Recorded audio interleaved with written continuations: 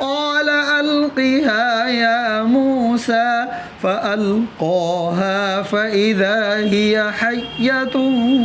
تسعى قال خذها ولا تخف سنعيدها سيرتها الأولى واضمم يدك إلى جناحك تخرج بيضاء من غير سوء آية أخرى لنريك من آياتنا الكبرى اذهب إلى فرعون إنه طغى قال رب اشرح لي صدري ويسر لي أمري واحلل عقدة من لساني يفقه